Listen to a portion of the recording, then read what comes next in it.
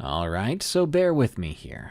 For old time's sake, I want to take a break from the single stories this week and just do some various short stories people have been sending me.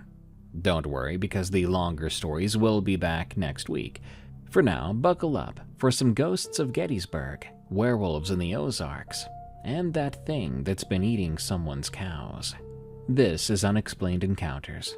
Be sure to follow us on Spotify, Apple Podcasts, or your favorite podcast app, and send me your scary stories at darkstories.org.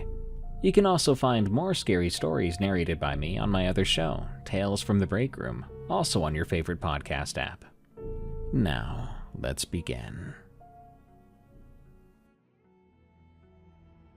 Warning: the following story contains depictions of violence against pets and animals. A werewolf ate my friend's dog. From Netherwolf. I am submitting this for a close friend who wants to remain anonymous. That being said, I've known him for a long time, and he's not the attention-seeking sort. He wrote this story down and asked me to submit it to the show. These are his words. My story takes place where I've hunted all my life. I won't give away the exact location because it's on private property, and I doubt the actual owner, who I've known since I was a kid, would appreciate that. What I will tell you is that it is a heavily forested stretch of about 200 acres in the foothills of the Ozarks. Near the northern edge of the property, the forest gives way to a large glade where whitetails often forage in the early mornings of the fall hunting season. That day I made my way down the gravel roads to the pull-off closest to the glade. Beside me, Brutus sat on the passenger seat, his huge blocky head lying lazily on the center console.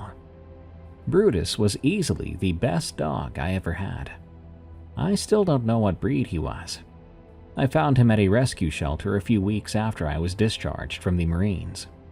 I knew the moment I saw him he was exactly what I needed to readjust to civilian life. I also knew from the size of his paws that he was going to be enormous, which was fine by me. I've never been too keen on little yappy dogs. I needed a man's dog, the kind who would be my ride or die, the kind who had my same warrior spirit. We bonded almost immediately. I wasn't wrong about Brutus being enormous either. By the time he was a year old, he stood nearly 3 feet at the shoulder, weighing almost 200 pounds. My best guess? He was either a Rottweiler or Mastiff of some kind, crossed with a Great Dane. His massive head almost more resembled a bear than a dog, and every inch of him was solid, lean muscle. His coat was short and dense, but his color was brindle, rather than the iconic black and brown of a Rottie. When we got to the pull-off, I retrieved my rifle from the cab of the truck, slinging it over my back. It was a Sigmauer M400, which my brother had given me for Christmas the year before. I had taken it to the range a few times, enough to know how it behaved, but I hadn't had the opportunity to hunt with it yet. Honestly, apart from the selector switch, it wasn't that different from the M271 used overseas. I had 2 sights mounted on the rifle. A red dot sat on a 45-degree offset for close work. For longer shots, I ran a top-mounted mid-range optic with a night vision option. It wasn't highly magnified, but from where I planned to set up, it would do the job. I also brought my sidearm, a 9mm Glock 19. Obviously, I didn't plan to shoot a deer with it, but in Arkansas, concealed carry is easy, and I never go anywhere without it. The smell out there brought me back to my childhood. You know the smell if you spend any time outdoors? That earthy, slightly damp smell of earth and fallen leaves, and the faint, sweet scent of pine sap. That, combined with the smell of gasoline exhaust from the four-wheeler I'd brought on a trailer, was more appealing to me than any perfume or cologne. I prefer to hunt in the early morning, but that was a Sunday, and to me, worship is more important. By the time I got to my stand, it was about 90 minutes before sundown.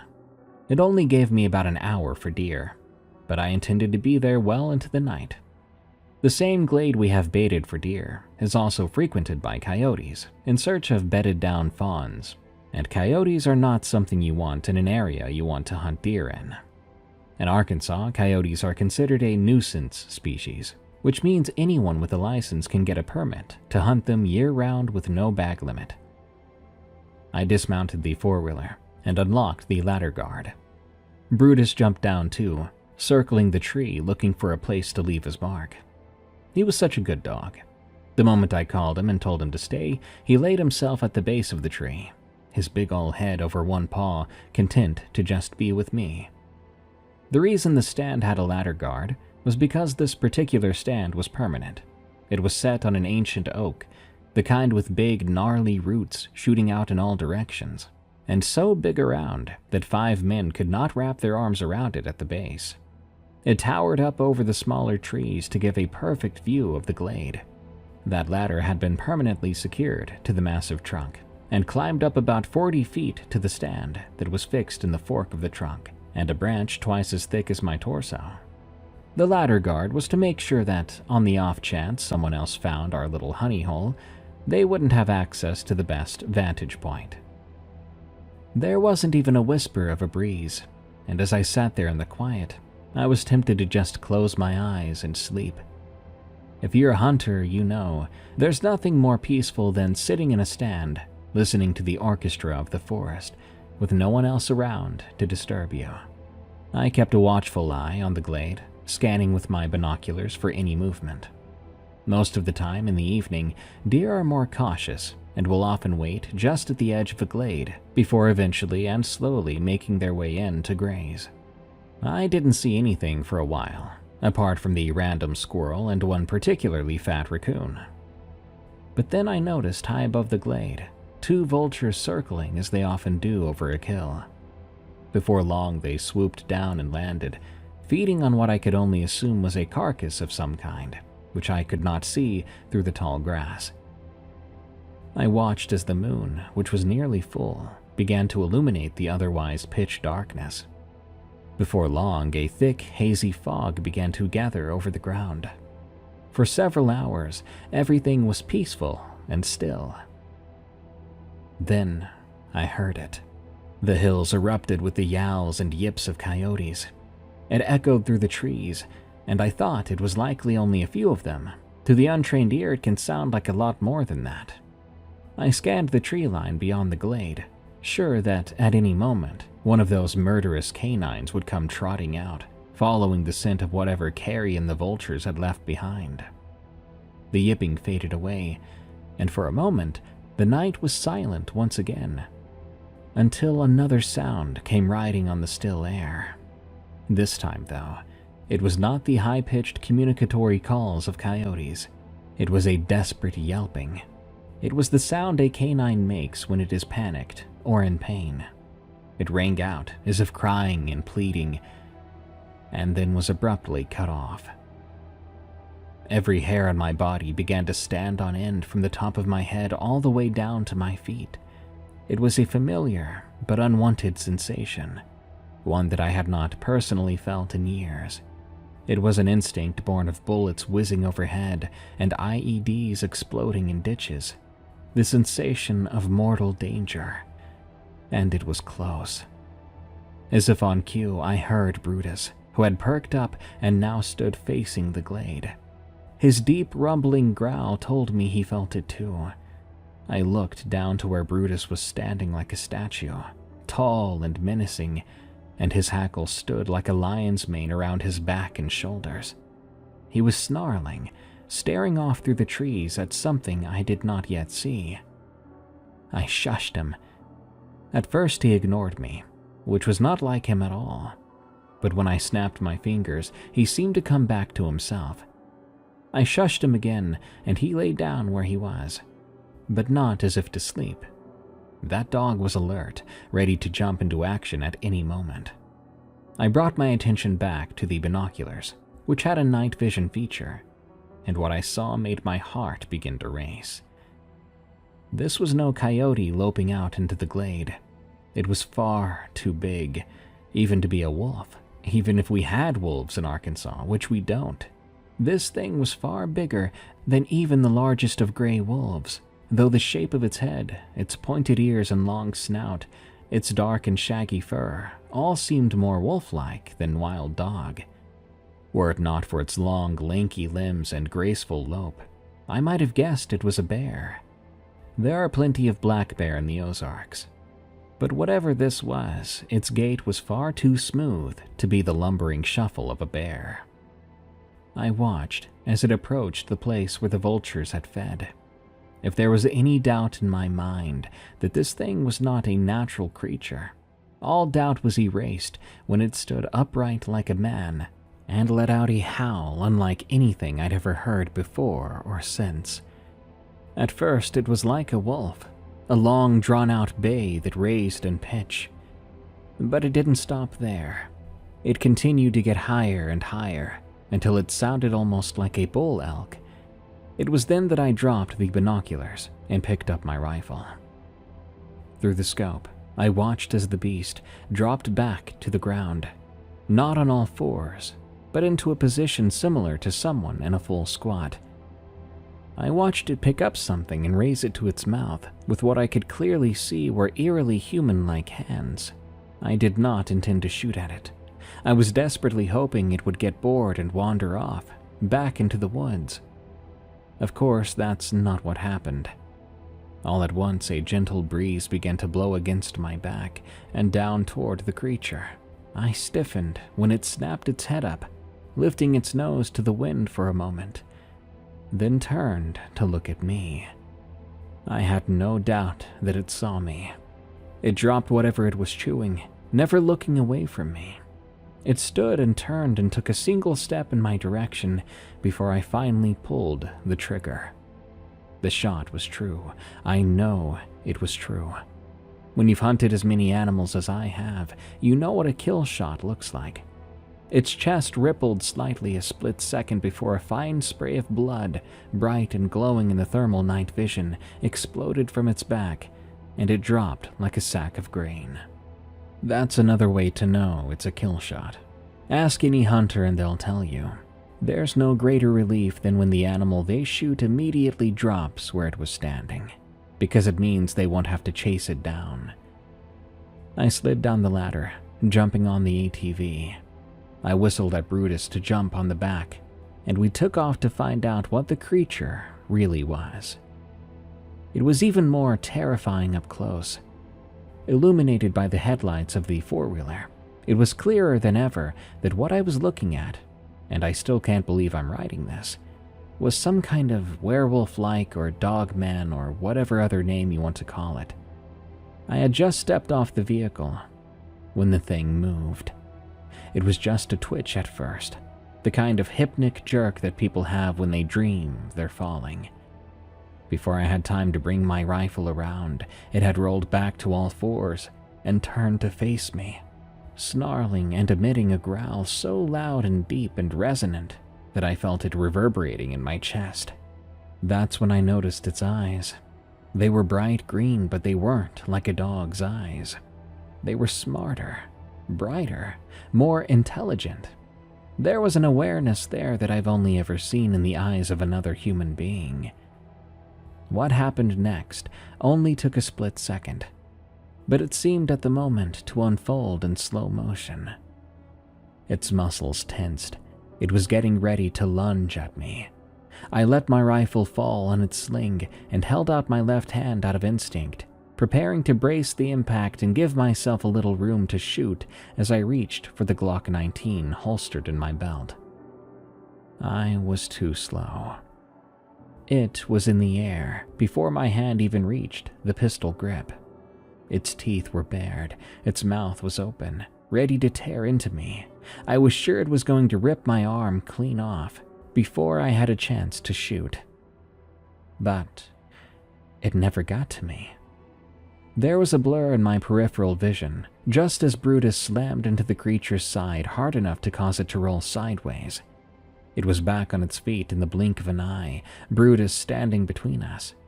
Despite Brutus's massive size for a dog, he was still dwarfed by this creature. He lunged at it the same moment I pulled my Glock and leveled the sights over the monster's chest. I still see what happened next in my nightmares. The creature caught Brutus by the throat with one hand and chomped down hard on the back of his neck. It shook violently, and Brutus was then sent rolling away, yelping and crying. I emptied the entire 15-round capacity into the creature's chest. It stumbled back briefly, each impact causing it to twitch for a moment, but it never fell. I pulled the trigger until it clicked empty, and still it continued to come towards me. I've been shot at before. I've seen a Humvee blown apart by a roadside bomb right in front of me. I've had to take cover when enemy RPGs exploded around my position, but I have never been more afraid than I was in that moment. 15 9mm bullets should have been enough to kill just about anything, but it just kept coming. Its muscles tensed again, and I could tell it was about to charge. But just before it did, Brutus latched himself onto the back of the wolf's leg, pulling for all he was worth. It was just enough to pull it back to all fours, giving me a chance to bring up my rifle. I fired over and over until the magazine was empty, but I might as well have been shooting a ballistic dummy. It turned its attention back to Brutus, who was still pulling and thrashing his head side to side with everything he had. With a single swipe of its paw, it hit Brutus so hard that he had to let go. I had another magazine for my rifle in the rucksack that was secured to the front rack of the ATV. I ran for it as Brutus and that dogman werewolf thing circled each other, growling and snarling. I dropped the empty magazine and slammed the full one home, working the charging handle with practiced efficiency. I brought it up just in time to see the creature kill my dog. I won't go into great detail here. Honestly, it's too painful. Suffice it to say that Brutus was no longer in one piece, and there was nothing I could have done. In that moment, I had a choice. I could stay and shoot and hope that one of my bullets would put this thing down for good, or I could drive like hell for the stand and hope this thing could not climb. I chose the latter. I don't know if it could have caught me or not. It didn't try, at least not right away. I drove away throttle wide open, trying not to think about the fact it was eating my best friend. When I reached the stand, I climbed as fast as I could, only stopping to make sure the ladder gate closed as much as possible.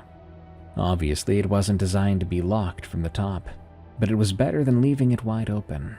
When I got back into the stand, I picked up my binoculars and followed the tire trail through the tall grass to where the creature was the last time I saw it. But it was not there. I scanned the glade again, but I could not see any movement other than the tall grass swaying in the gentle breeze. I smelled it before I saw it. That coppery metallic scent of blood registered in my nose only moments before the growling registered in my ears.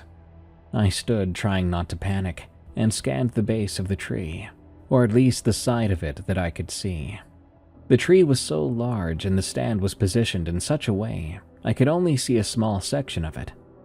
It wasn't long before I saw the wolf-like creature again. It was circling the tree, clearly looking for a way to get to me. Once it saw me, it never looked away for very long. The way it assessed the tree was more than just animalistic. It seemed more intelligent than that. It looked from branch to branch as if estimating which branches could hold him and which could not, and whether or not the ones that looked strong enough were reachable. I thought for sure I was safe. This tree had lower branches, but the first one that was thick enough to bear the weight of a man was at least 14 or 15 feet off the ground. No man or wolf could jump that high. But I was wrong. With one motion, it leapt up the trunk, pushing halfway up with its hind paws digging into the bark, and landed on the sturdy branch. He was almost halfway to me already. I knew if I didn't do something, it would only be a matter of time before he figured out a way to get to me. I aimed down at it with my rifle, firing 3 rounds in quick succession. I know one of them hit, because it yipped, but in the darkness I couldn't tell where or how much damage had been done. It couldn't have been much, because the creature didn't even slow down.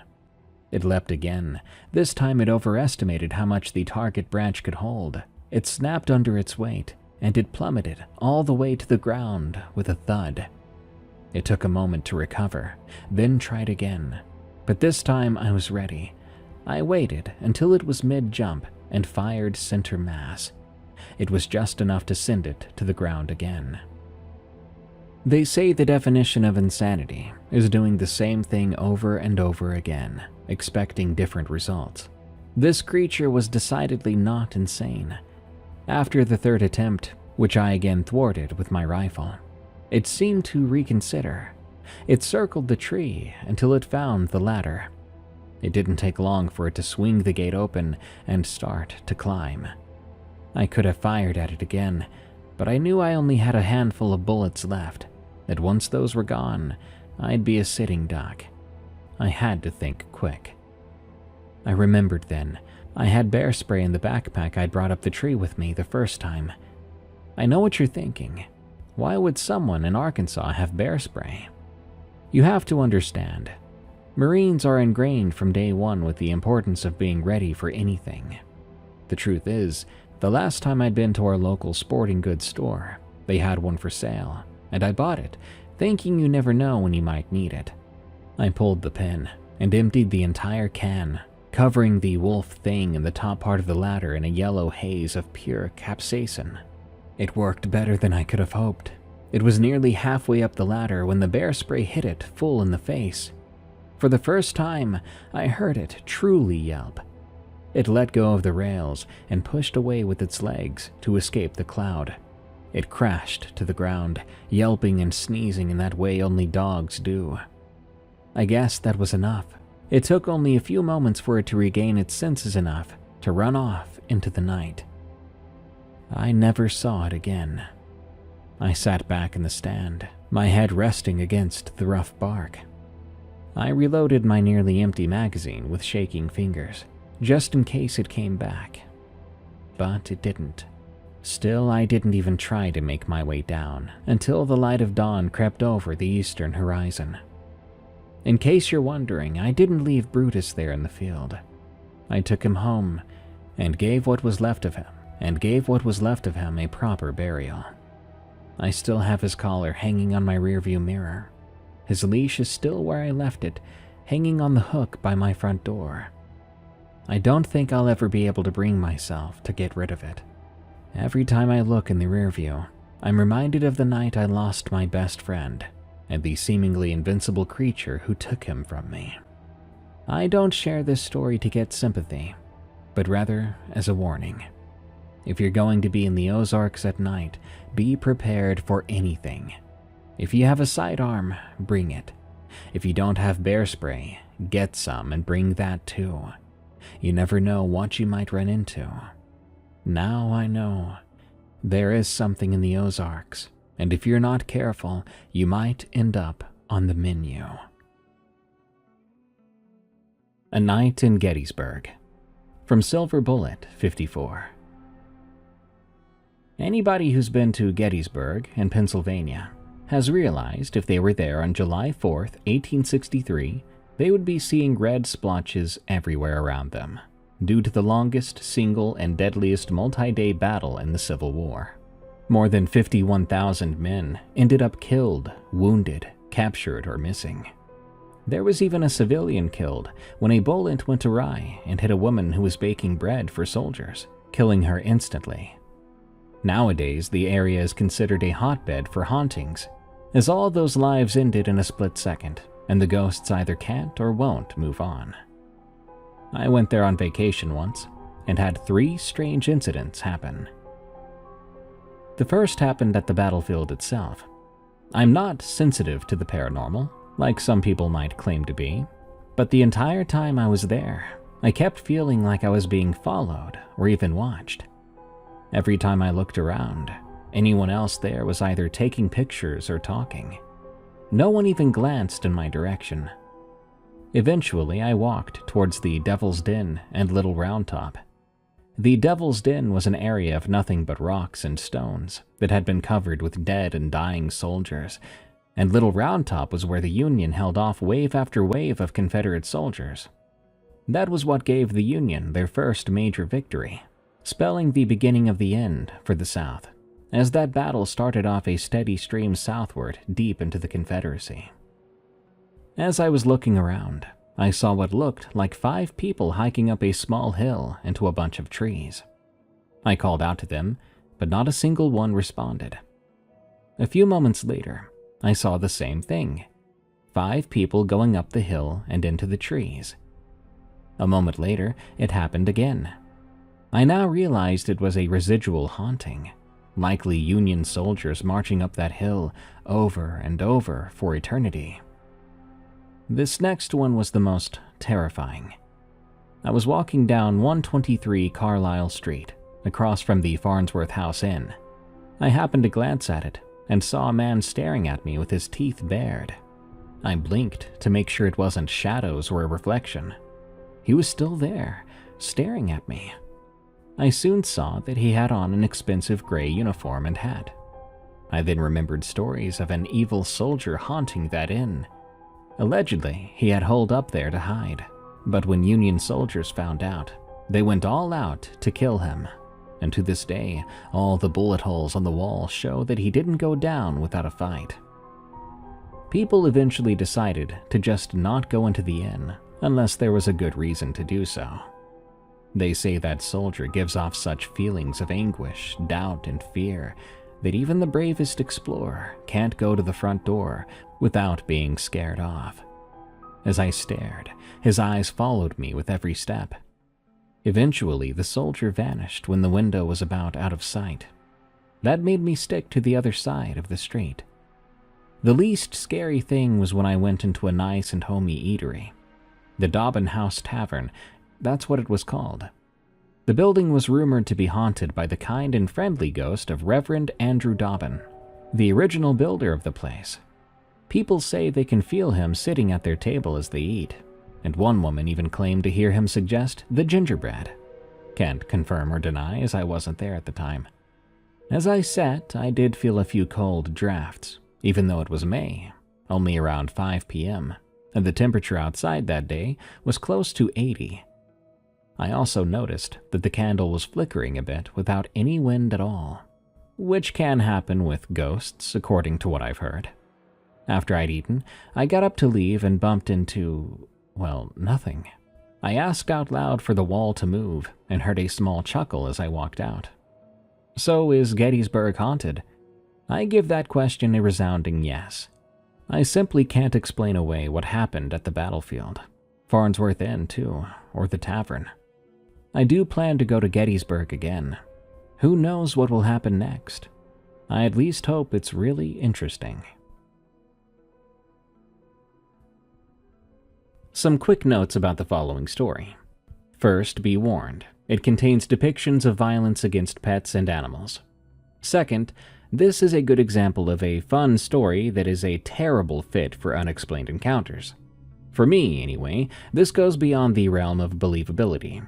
I greatly appreciate the submission, but please label it as a creepypasta if it's clearly a work of fiction. Thank you. I watched my uncle's ranch while he was away. I'm never going back. From Kill M Artist. So, the past few days have been really stressful. My friend suggested that I should write about what happened to me and share it on this page, but I don't know how this is supposed to make me feel better. I guess in a way it could be a warning to others, but I highly doubt anyone would believe this anyway.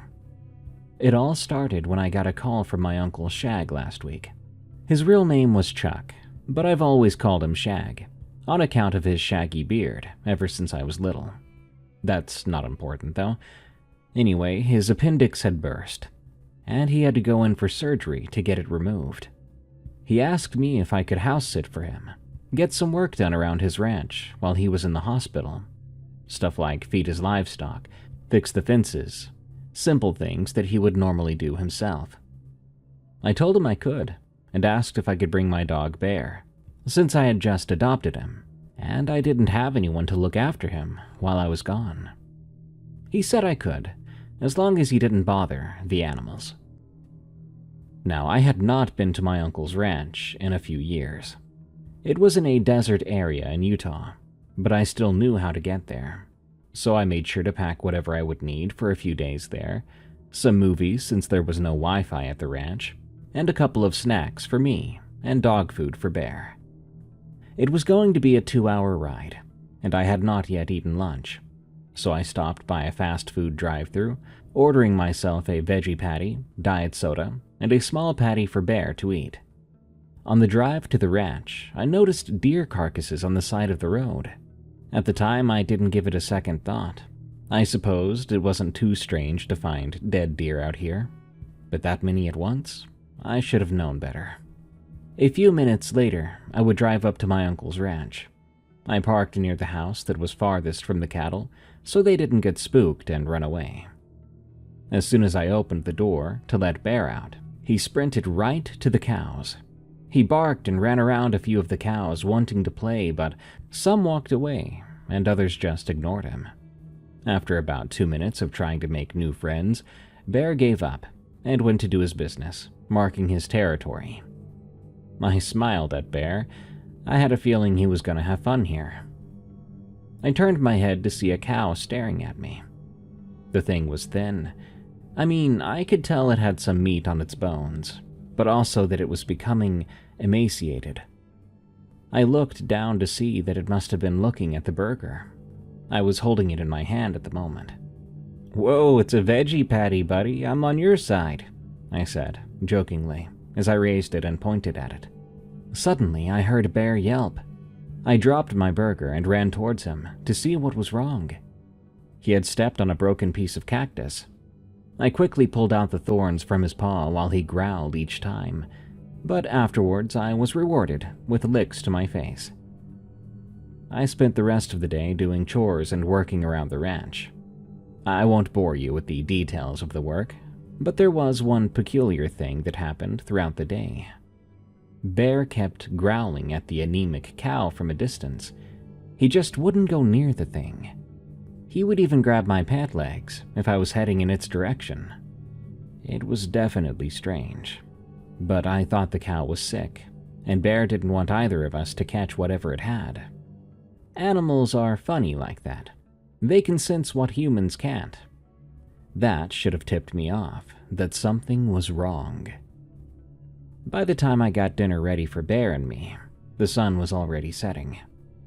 My uncle left me a note telling me that his neighbor went grocery shopping before I came and left their number in case I needed them.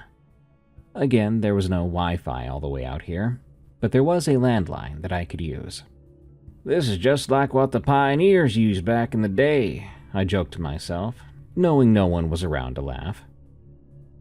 I set Bear's bowl down and made my way to the living room. Uncle Shag didn't have cable, but he did have an old VHS player. As I set my food down on the living room table, I searched for something to watch. I ended up choosing Mel Brooks' Young Frankenstein. When that was finished, I rewound the tape and chose Monty Python and the Holy Grail to watch next. I ended up falling asleep during the movie. I looked at the clock. 12:09, past midnight. I hadn't finished my dinner yet, but decided to just have the leftovers tomorrow. I got up and headed towards the guest room with Bear following me. I changed into a pair of boxers and got into bed. I fell right back to sleep as soon as I got in that bed. I could feel the weight of Bear as he jumped on the bed and lay his body on my legs, using my stomach as a pillow. The last thing I remembered before I gave myself up to the sweet relaxation of sleep was petting Bear's head. I was awakened with the sound of a high-pitched yelp. I quickly got up, and in the process I woke up Bear. No, that's not right. It was more like he was awakened by the same sound. I thought it came from him at first, but a few seconds later, we heard the yelp again. It was longer by a few seconds. Bear began to quietly growl as the yelp slowly went from high-pitched to a lower tone. I looked out the window to see if it was a coyote. One of the chores I had here was to set up bear traps around the perimeter so predators couldn't hurt the livestock. But I didn't see anything, nothing that suggested that there was something out there. I then left the guest room to see if I'd left the TV on before I'd headed to bed. And sure enough, I had. It was just static now, though. That yelping sound must have been coming from the movie before it ended and became static. I turned off the TV and made a mental note to rewind it in the morning. For the remainder of the night, there was no other disturbance. Bear calmed down as well. I checked the time before going back to sleep. It was 4:44 a.m. Morning arrived with the sound of a rooster making its iconic alarming sound. I got dressed and made breakfast for Bear and I, scrambled eggs with a side of orange juice and dog food. I stepped out to get started with chores, but was absolutely horrified by what I found. There were mutilated corpses outside of 3 of the cows. They were spread apart in front of the fences, blood from each body colliding into one giant pool, and swarms of flies hovering over the remains. It's hard to talk about the details, but I'll try to be as thorough as I can. Each cow had its stomach ripped open, entrails spilling out like stuffing from a worn-out toy that's been neglected over the years. The thing I noticed next was their throats. They'd all been slit, as if someone had been trying to keep them from making noise. I was sick. The first thing I see in the morning is cow mutilation. I took a few steps and threw up. I ran towards the livestock after that, praying this was the only set of casualties. Luckily it was. The rest of the cows had been huddled together in a sort of protection formation. You see, for some herbivores that have young or sick members in their herd, they form a sort of barrier surrounding them so that predators can't get through to them. I looked around to see if there were any footprints of what had been here, of what had done this. Bear came out of the house at that point. He followed me as I searched for clues, but we ended up finding nothing. No blood trail, no footprints. I looked over again at the herd. I saw that one thin cow from yesterday. It was standing in the same place. If it hadn't been moving its tail every few seconds, I would have thought it was a cardboard cutout. The only difference from yesterday was that its entire snout was missing. I saw something similar a while ago when I was watching this nature documentary about African wildlife. There was a zebra drinking water from a watering hole, when suddenly a crocodile ripped its face off. To my shock, the zebra was still alive, but almost its entire face was missing, leaving nothing more than a gaping hole of exposed skull a few centimeters under its eyes. I thought then how cruel nature can be sometimes, and what was in front of me must have been another example. I went over to approach the poor thing, but Bear once again stopped me. He had jumped in front of me and growled for me to go the other way. It wasn't an aggressive growl, but more like he was warning me of something. I lowered myself and began to rub his head. "It's okay, buddy. I've got to go get something to put that poor thing out of its misery. Then I'll get a shovel to bury the rest of the cattle over there," I told him, still completely confused myself, not knowing who or what had done this. I went back into the house to get my uncle's double-barreled shotgun. It was going to be a messy outcome for that cow, but a quick one at least. Just as I loaded the gun, I heard the sound of Bear snarling like a mad dog. I thought the culprit had come back to finish off the rest of the herd, so I ran out as fast as I could. I came back to Bear barking at nothing, like he just chose a direction and began to bark like a mad dog. I noticed that the snoutless cow was not there anymore. I assumed it had wandered off to die on its own. I felt bad. I was about to end its life quickly, so it wouldn't have to suffer any longer. Just then, I realized something. Did whatever do this come back for that other cow? Is that why Bear is acting like this? I thought to myself, as I looked in the direction Bear was barking at. I put the shotgun away and I went to get a shovel and some bear traps, which my uncle had in the shed. I was disappointed to see there was only one left in the shed. I thought he had more, but one was better than none. When I came back, I put the bear trap aside, and I started digging graves for the cows, after which I would walk towards the tractor. Now, cows weigh a crap ton, and I had a better chance at marrying a model than pushing one bare-handed into a grave. Bear followed me and jumped into the seat next to me as I drove towards the bodies. The first two took effort to lift, but they were easy to move as I lowered them into the pre-dug graves. However, the last body was lifted without ease compared to the other two. I lowered it back to the ground, then climbed out of the tractor. I could hear Bear growl slowly as I went to inspect that corpse. I lowered myself and tried to lift the body. It was still heavy, but I could get it off the ground for a few seconds before giving in. I ended up dropping the body, making it topple to its side so it faced me. I was shocked when I saw it had no snout. I was sure that, of the attack, only the surviving cow had a snout missing, but that one was nowhere to be seen. Upon further inspection, there was a very large slit down the cow's body. I brushed my fingers against it and saw that the slit opened like a purse. I gagged as I saw that there were no organs inside the corpse, only bone and muscle. My first thoughts weren't, why did it have no organs, or what did this? The thing I wanted to know the most was, if this corpse was the snoutless cow, where did the other body go, and why was this one so heavy? I got a sudden chill and stood up to check my surroundings. The atmosphere felt off. Just then, I flinched as I felt a drop of rain fall on my forehead, followed by a few more as the sky began to grow dark and shower the land. I finished burying the last corpse. Then I took Bear inside with me. Whatever work I had for that day could wait till tomorrow. A few hours went by, but the rain did not let up. It was even starting to thunder, which I didn't mind as much. But Bear whined and hid in a corner. His personality compared to earlier was like someone had flipped a light switch in his brain. I fed both of us and was about to find a movie to watch when the power went out. The only source of light I had at the moment was my phone. However, my uncle is prepared for times like this.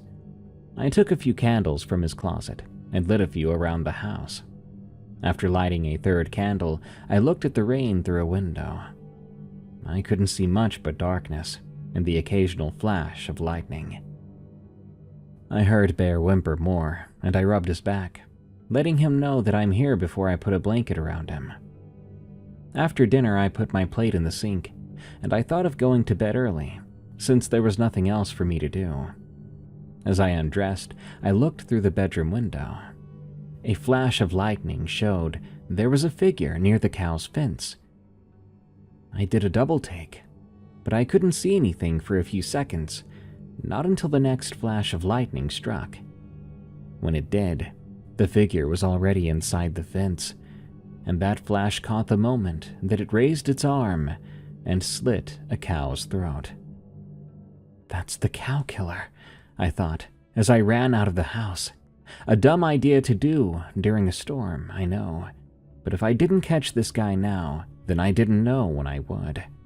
I grabbed the double-barreled shotgun and made my way to where I last saw the figure. The only thing I found was a pool of blood, with a trail leading away from the fence. The herd of cows within the fence mooed in fear as the adults surrounded the young. I followed the trail for a few minutes before I stopped. I heard some sort of noise like something wet and meaty being torn apart.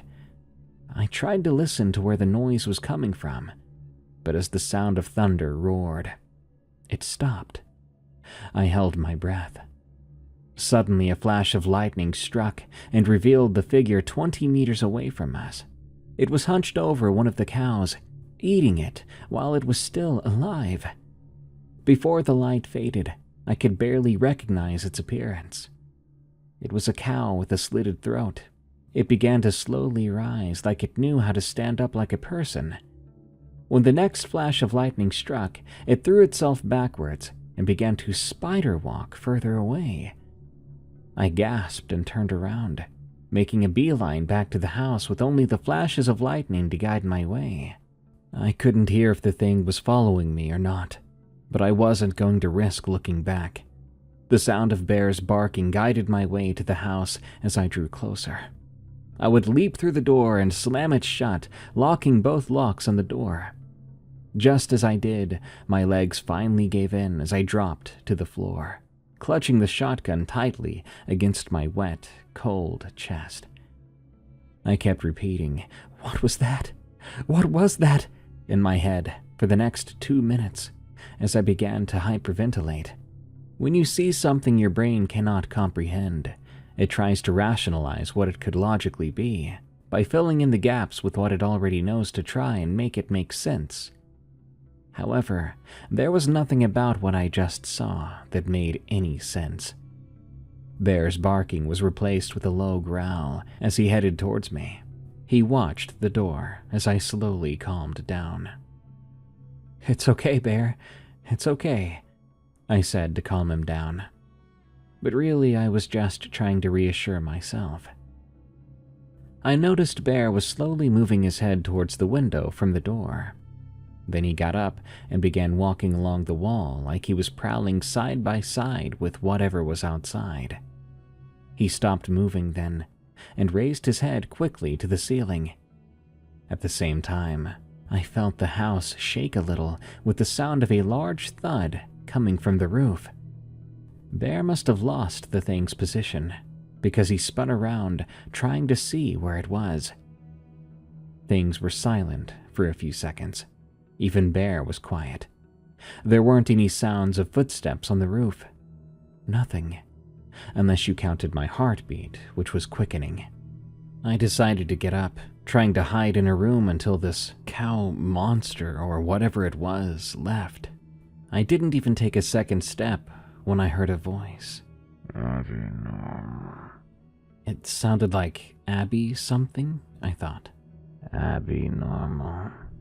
It took me a few seconds, but then I realized it. It was a quote from Young Frankenstein, one of the movies I was watching last night. My blood went cold. Had it been right outside the house that night? "Jesus Christ!" It screamed, setting Bear off. He snarled and ran towards the bedroom. "Bear, wait!" I shouted as I followed after him.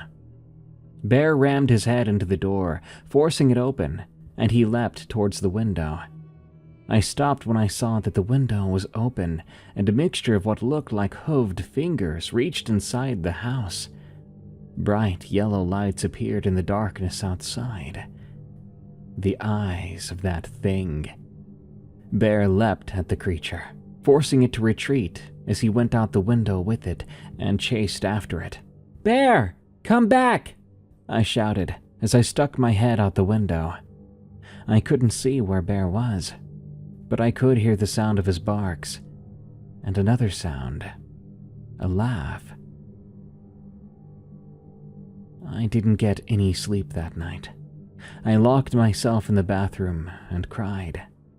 I was so worried about Bear, and so scared of what that thing actually was. I prayed to God that Bear was okay and that he managed to drive off that thing. Morning came when the sound of a rooster crowed. I got dressed, arming myself with a hunting knife, my uncle's double-barreled shotgun, and left the house to search for Bear. I went to the side of the house where the bedroom window would be. I found muddy tracks belonging to Bear and another pair of tracks I assumed belonged to the creature. I followed these tracks for a good 5 miles, occasionally finding drops of blood mixed with mud, making me more concerned that I might not find Bear alive. After another half hour, I found something that I was not expecting. A pile of organs covered in mud and blood. The smell made me gag and tear up, and I was paranoid that they belonged to Bear.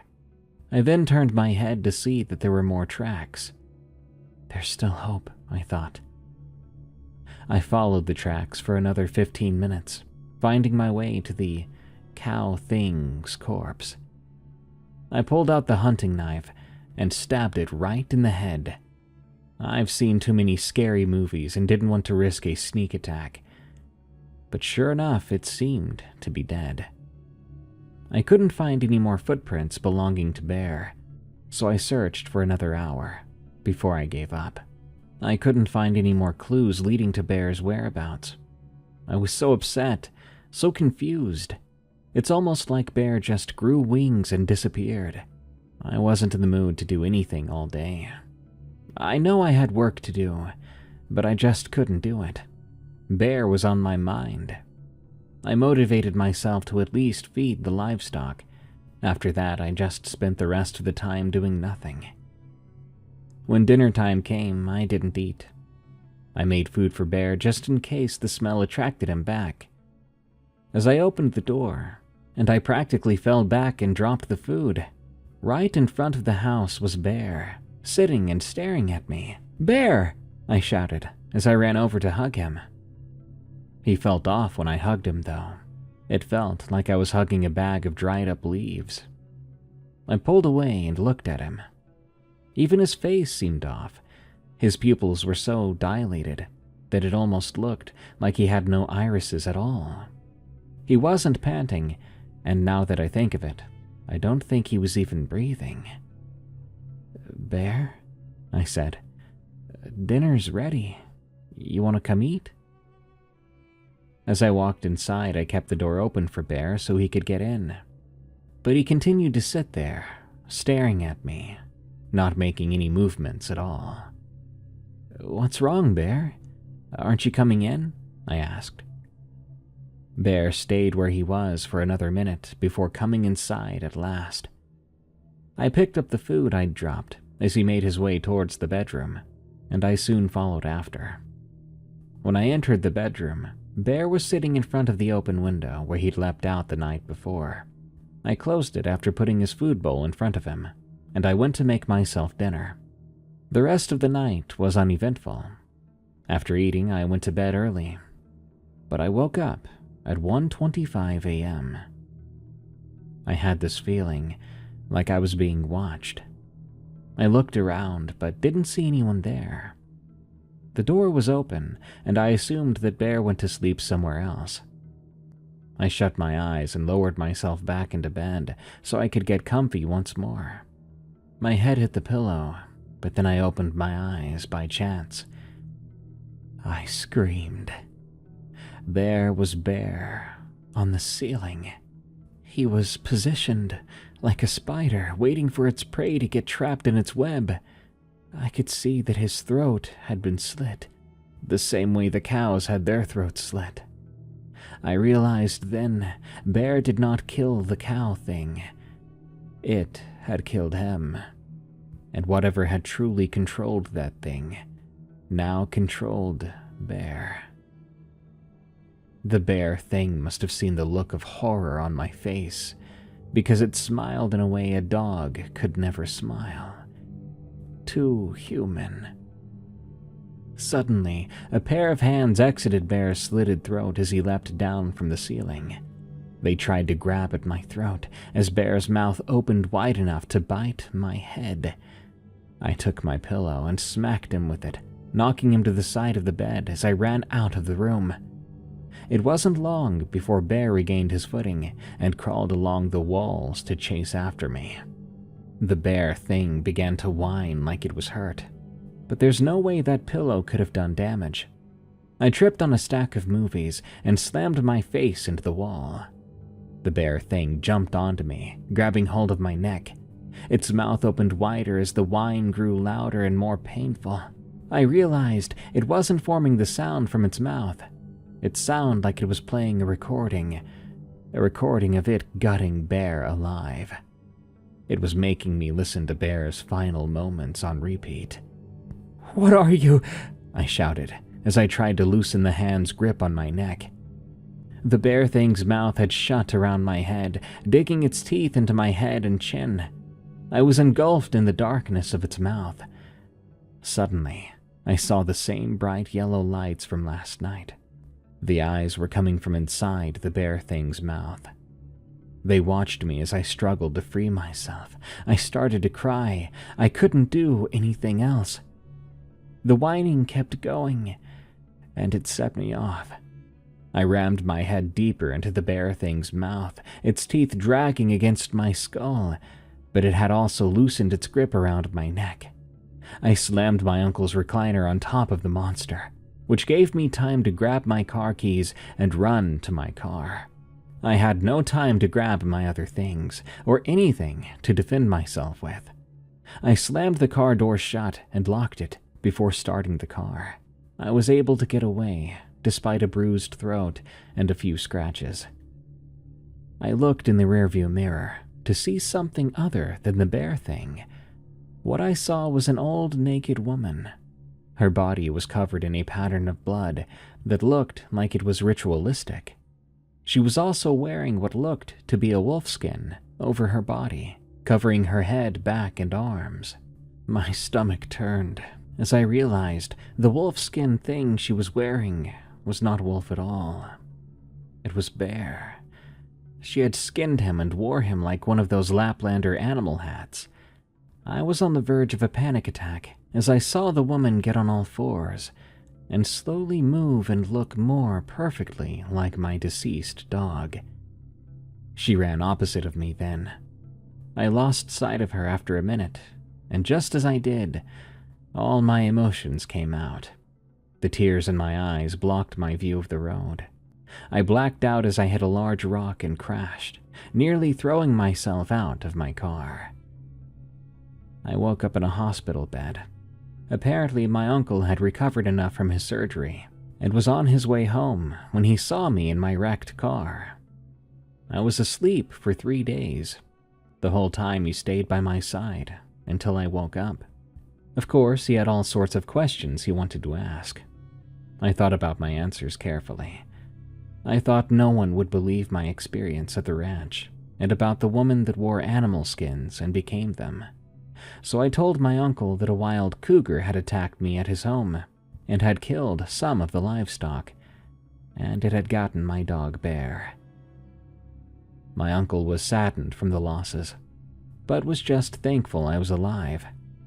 I stayed in the hospital for a few more days, my uncle never leaving my side. He drove me home after I recovered, but that would be the last time I saw him alive.